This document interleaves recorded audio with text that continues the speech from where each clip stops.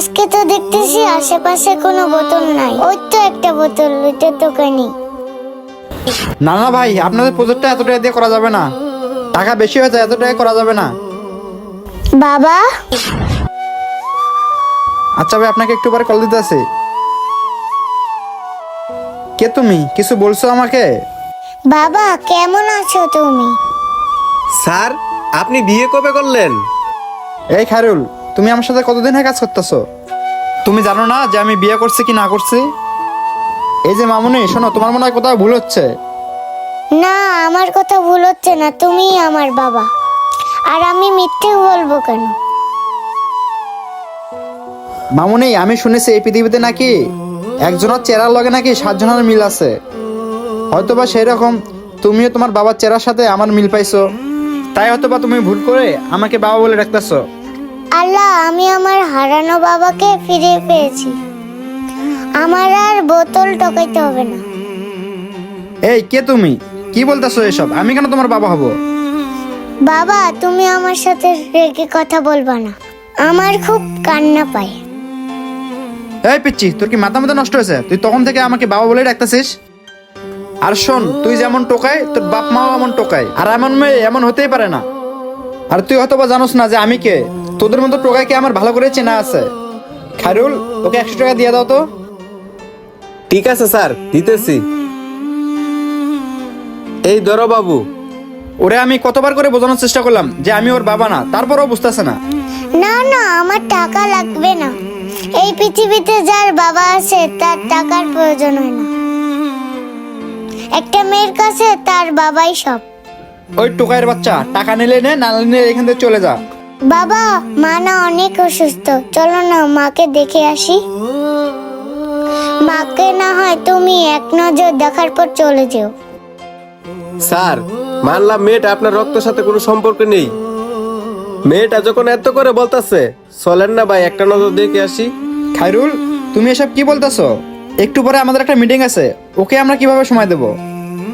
Sir, মিটিংটা নয় আমরা কালকে করব। দেখেন না মেয়েটা কি কান্না করতেছে, চলেন না একটা বার ওর মাকে দেখে আসি। আচ্ছা, তুমি যেহেতু এত করে বলতেছো। আচ্ছা, তোমার বাসা কোথায়? বাবা, আমাদের বাড়ি ওই যে ওই জায়গায়। চলো বাবা, আমি তোমাকে মার কাছে নিয়ে যাই।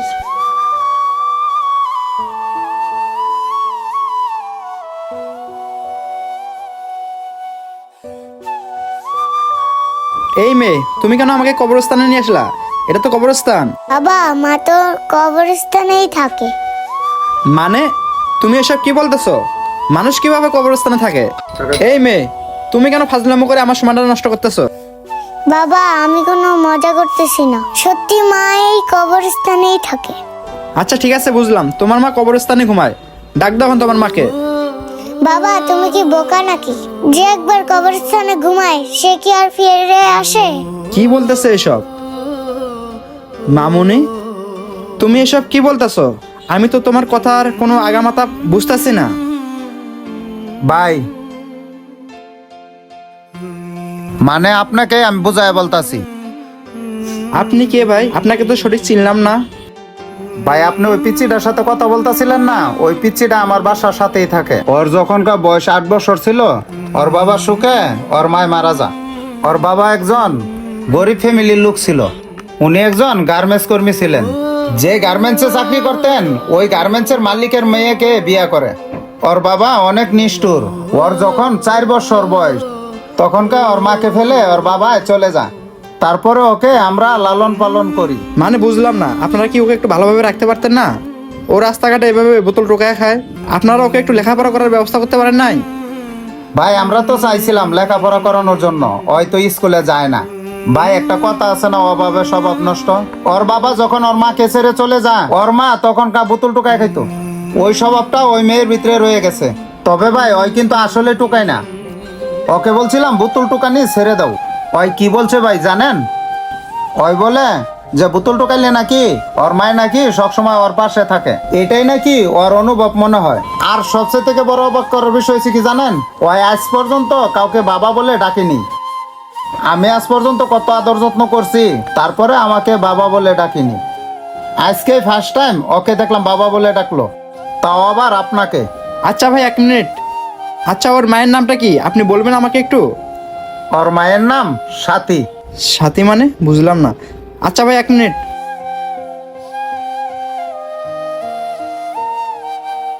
তাহলে ভাই এ কে? আরে ভাই, এই ছবি আপনার কাছে কিভাবে আসলো? এই ছবির লোকটাই তো হইছে ওর মা। আর আপনি কে? আরে ভাই, চুপ করে আছেন কেন? বলেন আপনি কে? ভাই, আমি সেই হতভাগা, ওর বাবা। মারে, তুই আমারে ক্ষমা করে দিস। আমি টাকার নেশায় পড়ে তোদেরকে এখানে রেখে কাজে গেছিলাম, কিন্তু বিশ্বাস কর মা, কাজ থেকে এসে তোদেরকে অনেক খুঁজছি কিন্তু কোথাও খুঁজে পাইনি। ভাই বিশ্বাস করেন, এখন আমার আসমান ভাঙ্গে মাথার উপর পড়তেছে, আমার কিচ্ছুই ভালো লাগতেছে না। আপনারা আমাকে এটা কি শোনাইলেন? বাবা তুমি কেঁদো না, তুমি কাটলে আমার মায়ের রাস্তা খুব কষ্ট পাবে। মারে, তোদেরকে আমি অনেক কষ্ট দিছি, তুই আমাকে মাফ করে দিস মা। ভাই আপনি এভাবে কান্না করিয়েন না, ওই আপনার কান্না দেখে ওই ঘাবড়ায় যাবে। ভাই, আমি নিজেকে আর সামলাতে পারতেছি না ভাই, এটা আমি কি শুনলাম ভাই? এতদিন পর আমি আমার মেয়েকে খুঁজে পেলাম, এখন কিনা ওর মা পৃথিবীতে নেই। ভাই আপনি এভাবে ভেঙে পড়িয়েন না।